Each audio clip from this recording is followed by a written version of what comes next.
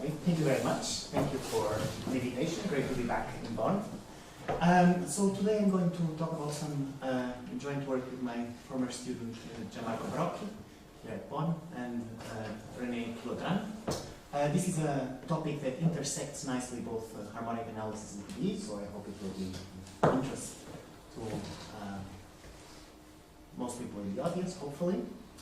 Of course, sharp inequalities have a long history and tradition in harmonic analysis. We've seen a number of examples. Pata yesterday was telling us about the sharp Hausdorffian inequality.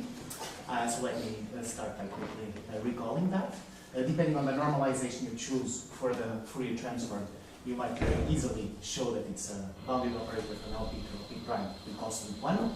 And Beckner in 1975 observed that if P is strictly between 1 and 2, you can improve on that bound by placing a constant BP, which happens to be strictly less than 1 if P is strictly between 1 and 2. Of course, Pata did a great job in condensing the heart of the matter of Beckner's proof. Very roughly, it uses the central limit theorem to approximate the Hermite semi-group with normalized tensor problems over a two-point space, and therefore describes a perhaps unexpected connection with probability theory and discrete structures.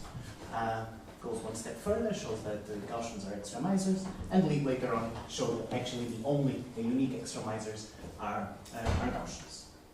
Okay, so that's one famous example of sharp inequality harmonic analysis. Another one goes back to Lieb. It's the sharp Hardy-Wood-Sobolev inequality.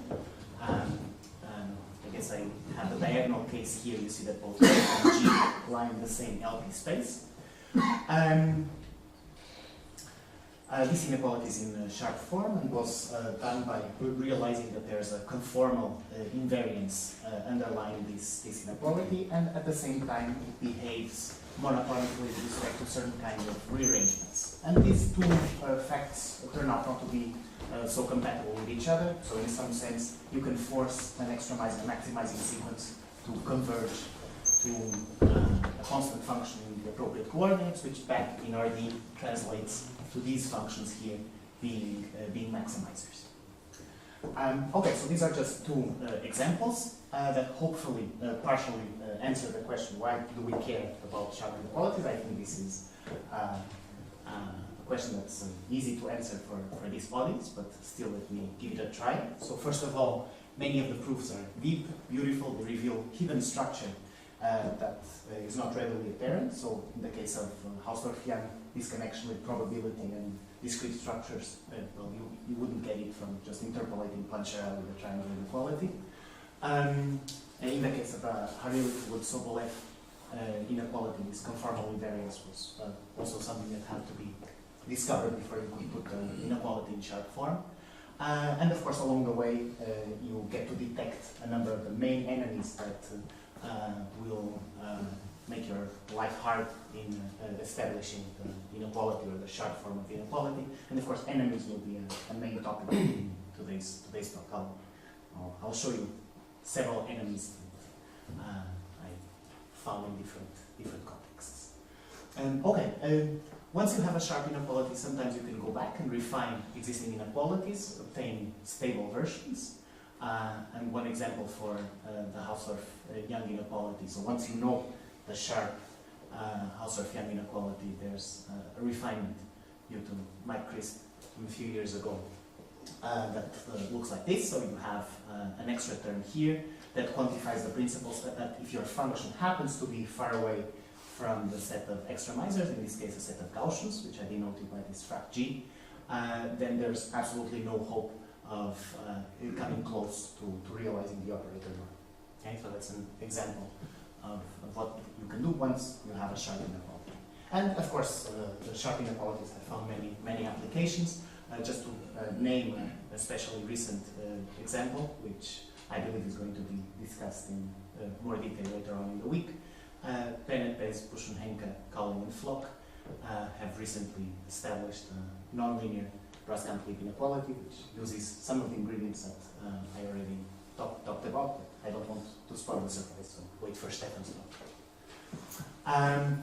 Last but not least, also in PDE, sharp inequalities have found applications. For instance, in the early 80s, Michael Weinstein was able to establish global well-posedness for a certain class of PDE for sufficiently small initial data, with small quantified in terms of the optimal constant. So this is, of course, an observation that then spread and was used by many different people in different contexts, but remains an interesting application. Okay, so today I want to talk about sharp inequalities in the context of the Fourier restriction problem. So let me just quickly summarize that for you. As everybody knows, if you take an L1 function, the Fourier transform is a continuous. Fourier transform of an L1 function is continuous, therefore you can restrict it to any set.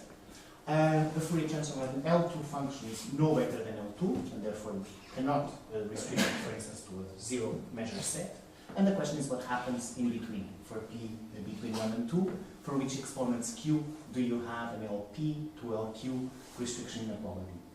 The way I phrase it is restriction to the sphere. This is the D minus 1 dimensional unit sphere sitting on RD, and sigma is just surface measure on the sphere.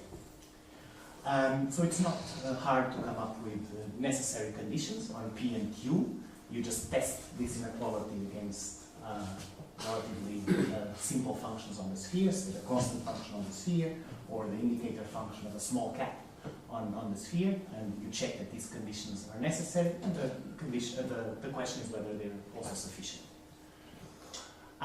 So this is known, has been known for a long time in dimension 2, and it's open in higher dimensions, despite a lot of work and very promising partial progress.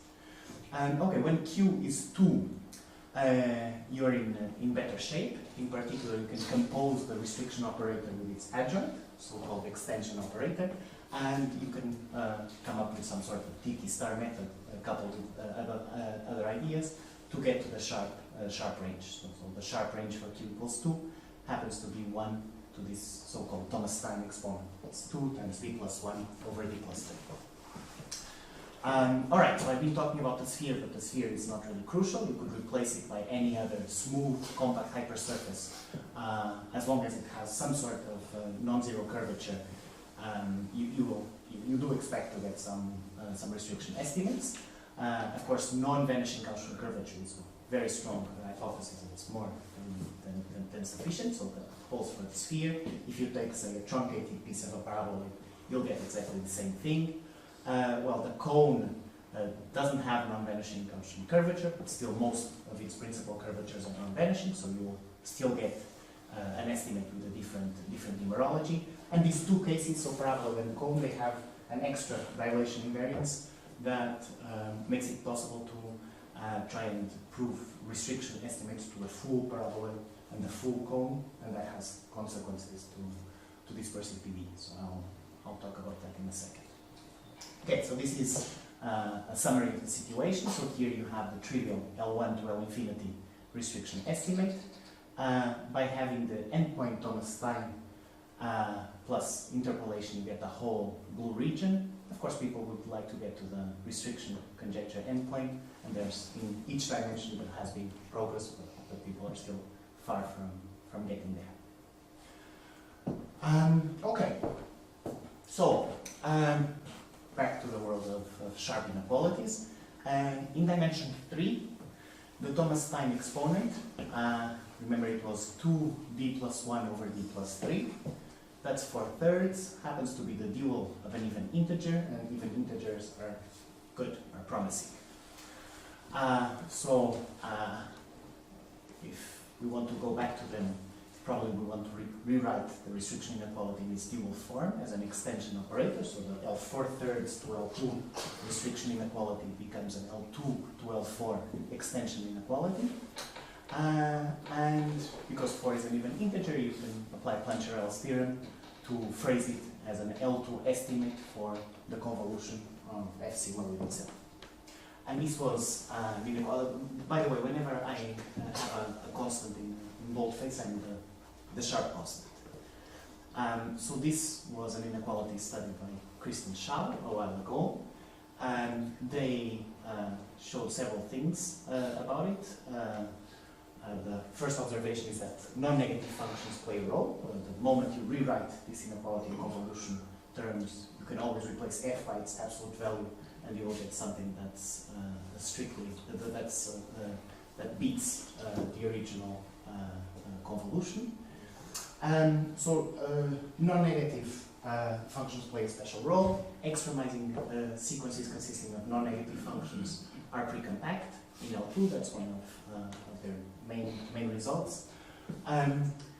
They observed that constant functions are local extremizers. They conjectured that constant functions are actually global extremizers, and that was later on verified by Fourier with additional ingenious geometric art. It's interesting to notice that both proofs rely on the fact that extremizers have an additional symmetry. They are antipodally symmetric in the sense that f equals f star. So I'm defining f star to be the normalized, antipodally symmetrized version of f. F tilde is just a reflection of f around the origin. And I'm building f star in order to preserve this L2 norm. And the proof that you can assume extremizers to be antipodally symmetric just fits in a few lines. And I want to start by showing it to you. Okay? So if you think about the convolution of f sigma with f tilde sigma, that's just given by this integral here. I'm basically looking at all pairs of points on the sphere on a mu that add up to x. I can use symmetry to rewrite this integral as a sum of two integrals, just changing variables and using the antipodal symmetry of the sphere. And then I can use the simplest form of the Cauchy-Schwarz inequality for, let's say, vectors on R2 to bound this by an integral that's immediately recognized as the convolution of f star sigma with itself. Okay? So this is something that heavily relies on the ability to rewrite the original inequality in convolution form.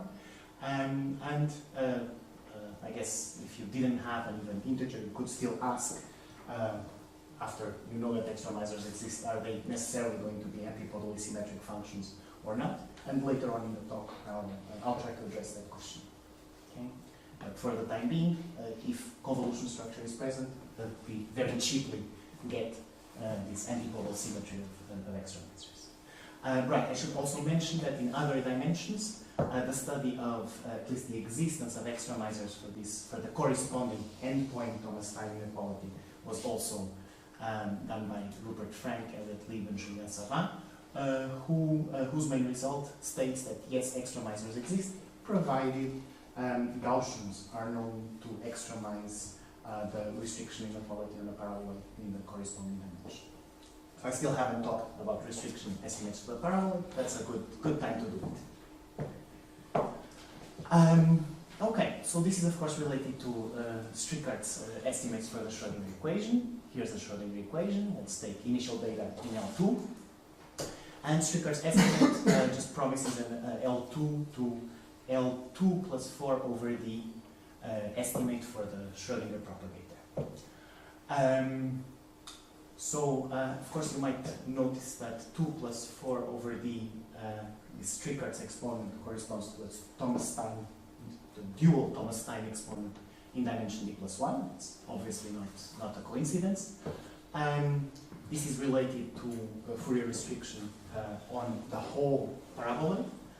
And again, if d is either 1 or 2, this Strichartz exponent is again an even integer, and so you can ask for sharp versions. And that was historically first done by Fourier. I guess I'm underlining his name because I would like to join his paper to the list of favorite papers that really made me take a different look on this sharp inequality business. Other approaches are available, so Quilodrán and Riesz do it using a clever representation formula for the Strichartz integral.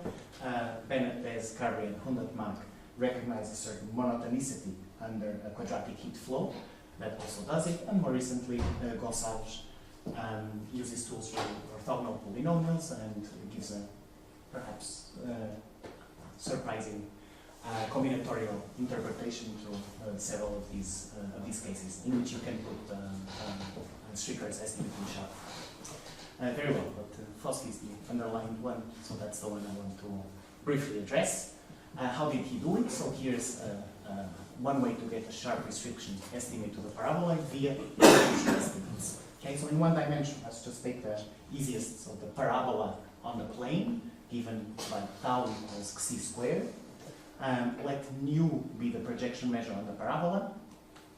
And what we are after is a Strichartz estimate for the Schrödinger equation in 1 plus 1 dimensions that corresponds to an L2 to L6 Fourier extension inequality, which, following the paradigm from the previous slides, you want to rewrite as an L2 estimate for the threefold convolution of this measure, f nu.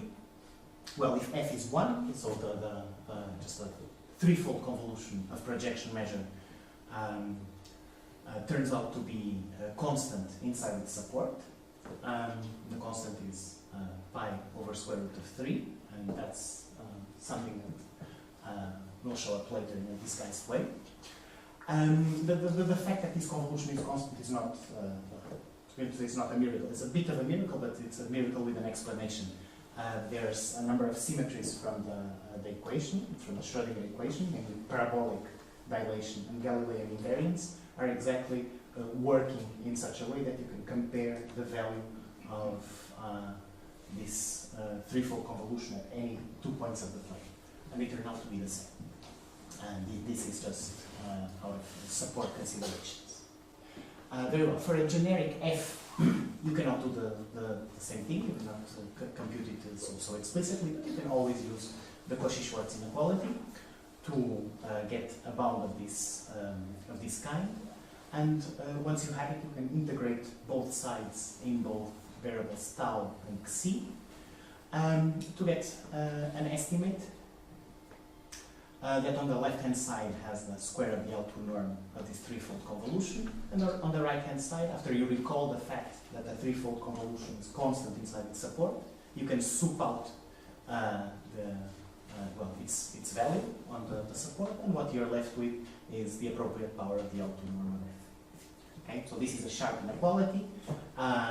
If you try to understand which cases degenerate to equality, you see that Gaussians are the unique extremizers, and that's it for restriction, sharp restriction to the parabola, and sharp Strichartz estimates for the usual Schrödinger equation. Of course, Schrödinger equations come in many different guises. Fourth order Schrödinger equations seem to be especially interesting, in particular, so from what I gather from the literature, they seem to model propagation of intense laser beams in a bulk medium. So right now I'm talking about this particular fourth order Schrödinger equation, and Strichartz estimates for the solution of this Schrödinger equation have been determined by Koenig, Mons, and Vega a while ago, who among more general results and extensions to higher dimensions and to mixed norm spaces also showed an L2 to L6 estimate for the corresponding propagator with an important difference is that there's 1/3 of a derivative on the left-hand side. Okay, so again, they were interested in establishing the estimate. I'm interested in saying something about the sharp constant. So again, K is bold-faced and therefore the sharp constant. It's a fact that K is at least as large as the one-dimensional sharp Strichartz constant for the Schrödinger equation that I showed you a few slides ago. Jiang, Polzadeh, and Shao in 2010, they established a linear profile decomposition for this inequality, and as a consequence they established the following dichotomy.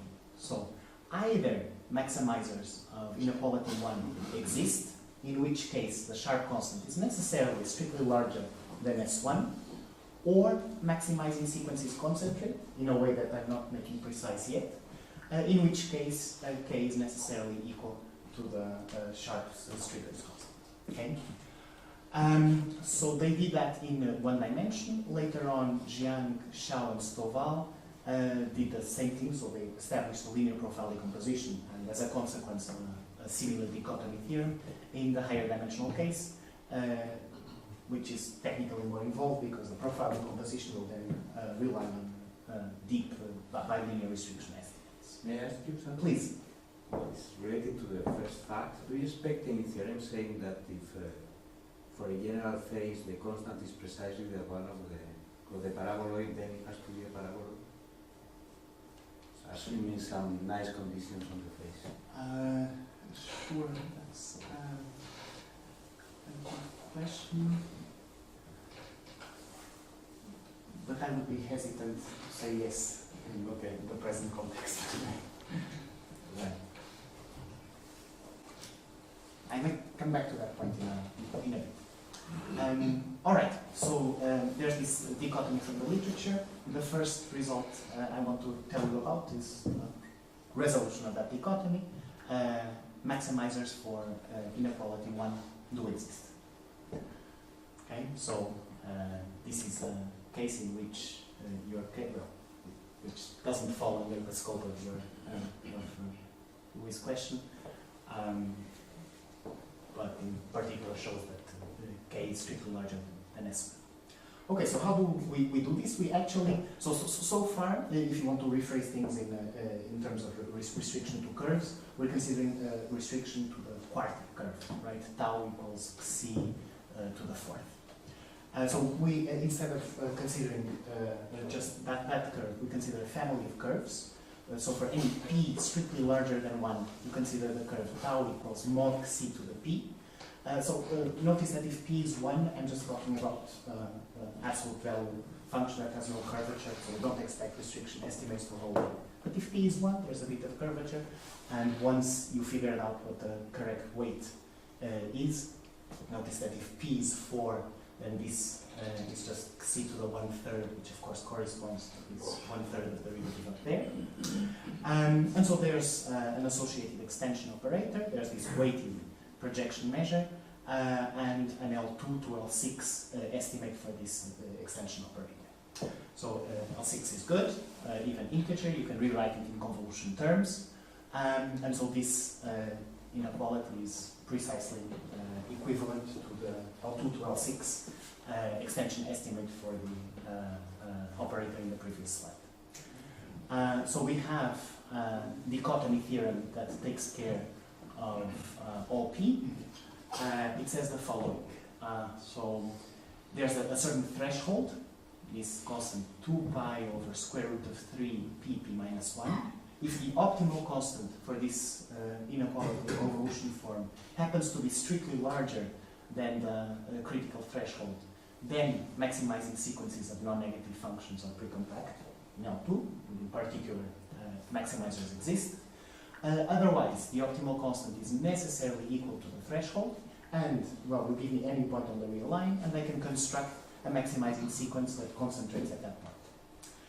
So I should say there's a few comments I want to make. So first of all, if p is 2, then this threshold is pi over square root of 3, which we've seen a few slides ago as the value of this threefold convolution projection measure on the parabola.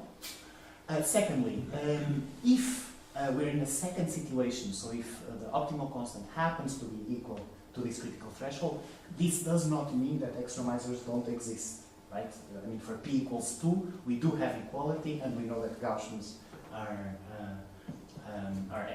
extremizers. It's just that you can apply symmetries to Gaussians, and in particular make a family of Gaussians concentrate at any given point. Okay, so there are maximizing sequences that concentrate, but there are also maximizers in that case. So in general, I cannot say anything about the existence or non-existence of extremizers if I happen to fall on the second case. Thirdly, this threshold. Your Question? Yes. I didn't fully understand. Were you saying that in the second case, every function you maximize the sequence is a maximizer?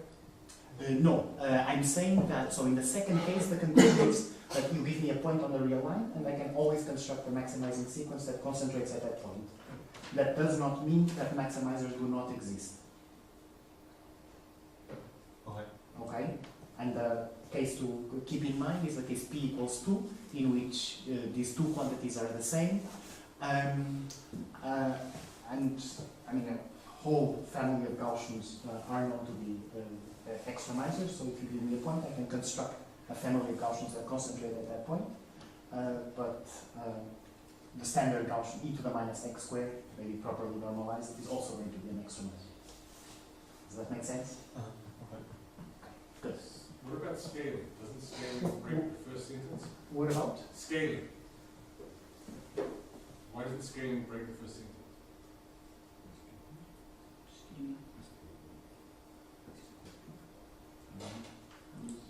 What's the question?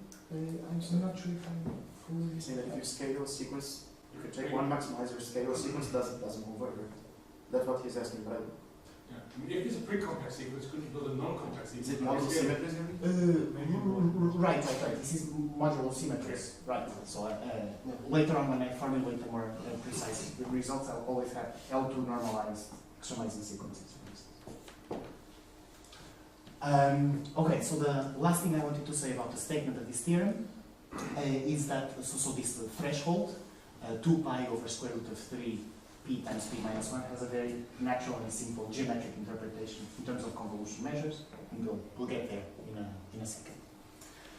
Okay, so once we have a dichotomy, we want to resolve the dichotomy in as many cases as possible. So that's the content of Theorem C. It promises you the existence of an exponent p0 greater than 4, such that we're on the first case for every p up to p0. So in particular, well, p different from 2, we've already discussed that case p equals 2 afterwards, but for every other p between 1 and p0, we're good. We beat the threshold. In particular, we do it for p0 equals 4, and that's what establishes the existence of maximizers for the fourth order Schrödinger equation. Okay, so once you know that extremizers exist, it's natural to turn your attention to the Euler-Lagrange equation and try to show something about properties of extremizers. And one example is the following. So the last theorem says that extremizers decay super exponentially fast in L2. Well, the rate is quantified by this mu. Mu is positive and depends on f. So it's not that I'm promising you a universal mu that works for all maximizers. That wouldn't be possible, but for every f, there's a rate of exponential decay. And well, among other things, you can use Paley-Wiener to check that this means that its Fourier transform f hat can be then extended to an analytic function on the whole complex term. Okay, so the plan for the next 10 minutes is to show... yes, please. Maybe a dumb question. Is it hard to test if CP is greater than this numerical?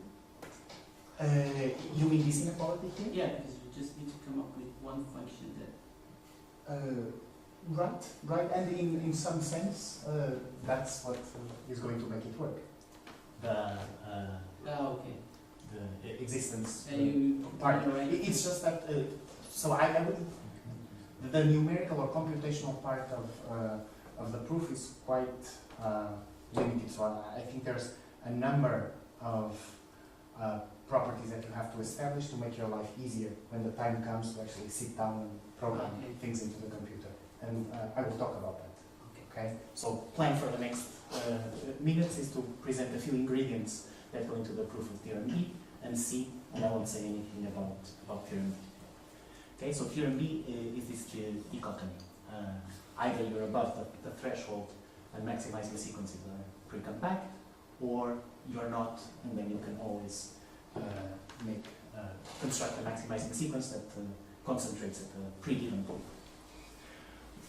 Okay, so I recall that the inequality in question, well, it all started as an L2 to L6 estimate for a certain extension operator, and our first task is to refine that inequality. So this is the content of the first lemma, if you want, a sharpened Strichartz inequality that promises the existence of a positive gamma for which you can refine this inequality in this way. So to check that this is actually a refinement is quite easy. You can just use Holder's inequality to bound this L1 norm by an L2 norm that scales in the right way.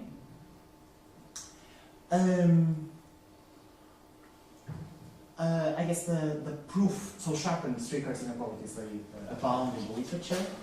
Lots of people have proved various different sharpened Strichartz inequalities. In general, they're quite deep results, and in higher dimensions, they rely on bilinear restriction theorems. We're working in D equals 1, and for this case, we can get that quite cheaply just by using the Hausdorff-Young inequality combined with some fractional integration. But that's, as far as I understand, something specific about one dimension. And lastly, you might ask, why do you care about sharpened Strichartz inequality of this form? Well, notice that if we're testing this on an extremizer or an extremizing sequence, we know that the left-hand side of this inequality cannot be too small. So there's a lower bound for this left-hand side, and therefore a lower bound, and therefore there's you can ensure the existence of a special scale, k, and a special interval living on that scale between 2k and 2k plus 1, for which this quantity here is not too small, right? So there's a non-negligible amount of L1 mass of F living on the interval J. And so that's a first step in gaining some sort of control over extremizing sequences. Okay, once we have that, we need something more. So there's this as a second ingredient. I propose this method of the missing mass that goes back to Lieb's. So this is Lieb's work on the sharp Hardy-Littlewood-Sobolev inequality that I showed you in the beginning. Which roughly says the following. So suppose that you have an L2 normalized maximizing sequence, which is known to converge weakly to something that's non-zero. So if you happen to be in the compact setting, so let's say if this were to apply to restriction on a compact manifold on the sphere or something of the kind, that would be enough to conclude. So in that case, you would be able to upgrade this weak convergence to strong convergence, and you would immediately have a maximizer. That's for the compact setting. We're not in the compact setting, we're considering the full curve, tau equals c to the p. So we have to somehow compensate for this lack of compactness. And that's precisely the role of the second condition. Second condition is telling you that the amount of L2 mass outside an interval of length 2r centered at the origin, that decays, that's not larger than theta r. Theta r is some gauge function that we fixed that tends to 0 as r tends to infinity. Okay? So once you have that, it's as if you were in the compact setting, and the conclusion is the same. You can still ensure that Fn is going to converge strongly to Fn. Very well, this is not the end of the story. There's a third ingredient that's inspired in Lyon's concentration-compactness principle. I hesitated before formulating this theorem because it doesn't stop there. It's long, but please think about it in the following terms. So this Gn, it's basically the square of the absolute value of Fn. Fn is your extremizing sequence. So it's a non-negative function. Let's say the integral is 1. And this lemma promises you the existence of a subsequence with special properties. So it satisfies one of the following. The first option is compactness, which basically means that no mass wanders off to escapes to infinity. Escapes is a better word. So no mass escapes to infinity. It might be the case that all mass escapes to infinity, or that some mass stays in a bounded region, let's say a fixed ball centered at the origin, and some other non-negligible amount of the mass wanders off to infinity. And that's the dichotomy regime. Okay, so once we have these three ingredients, how do you combine them? Well, for your extremizing sequence, the sharpened Strichartz inequality tells you that there's an associated family of intervals with special properties, which contain some of the mass. and one of the two things happens. Either the size of those intervals tends to 0 or it doesn't. If it tends to 0, you can use the concentration compactness lemma to show that in that case you will have concentration. It's a bit more subtle than that, so you have to first of all discard dichotomy. Dichotomy is just not energetically efficient, just because parts living at different scales will interact quickly, and that's not what you want an extremizing sequence to do. Then compactness or vanishing, they might, either of them might happen, but they both lead to concentration. This is in the case where the intervals, the size of the intervals tends to 0. If it doesn't, then you can use the method of the missing mass to show precompactness. Okay. How am I doing with time? Few minutes. 5 minutes? 5 minutes? Okay. Alright, so I'm running a bit late. Okay, so let me tell you a bit about the existence part. So this is just the fact that you beat this threshold on an interval of p's that contain p equals 4. Turns out that, so this is the moment in which we look at convolution measures. And turns out that the relevant convolution measure to look at is, well, you're taking projection measure on this power curve, tau equals c to the p, which I tried to depict in this picture. And there's a weight. This is the weight that you want to be looking at for a specific trial function, as Philip suggested, that I'm going to show in a second. Okay, so this measure has all the nice properties. It's absolutely continuous with respect to the wave measure on the plane. Here's the support. So to compute the support, you just enlarge the parabola. The boundary curve is just an enlarged parabola, and everything inside is going to be its support. Well, this defines an even functioning C, so it's enough to look at half of the picture. It's also homogeneous of degree 0. By this I mean that along these green curves, well, and also along the original parabola and along the boundary curve, this convolution is going to have the same value.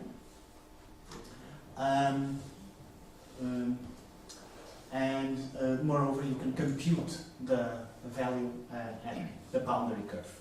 Okay, so at the boundary curve, because of the homogeneity property, your convolution is going to be constant, and that constant equals precisely the threshold from the dichotomy theorem. Right? When I told you that there was a geometric meaning to that threshold, this is what I meant. It's the boundary value of the relevant threefold convolution.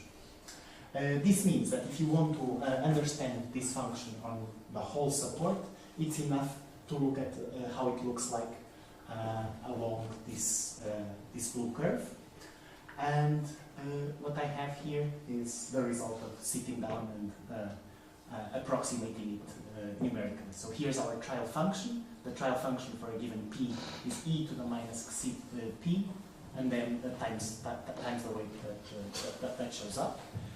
If you try to plug in this function into the corresponding functional, what you will get is a multiple of the L2 norm of the convolution that we analyzed in the previous slide. And this is how that function looks like after proper normalization along the blue curve from the previous slide. And you see this is for different values of p, and you see that for larger values of p, the value of these functions close to the origin, and therefore by homogeneity along the whole vertical axis, is rather small, which might suggest the tendency of extremizing sequences to concentrate at the boundary. Whereas the same thing doesn't happen for smaller values of p, and that's precisely the range in which we are able to show that extremizers exist. Of course, I'm not showing you the computations. We actually just approximated expressed the functional as an infinite series with positive terms. There was some approximation with the Legendre polynomials, and then we just have to consider enough terms of those series to beat the threshold whenever that's possible. Maybe 2 more minutes, if that's okay, and I will just tell you a few words about, so this was a case of even curves, curves of the form tau equals absolute value of c to the p. You could ask about odd curves, still in the regime p greater than 1, and by odd curves I just mean now the curve tau, maybe it's easier to see here, the convolution, the relevant measure would be supported on the curve tau equals c times log c to the p minus 1.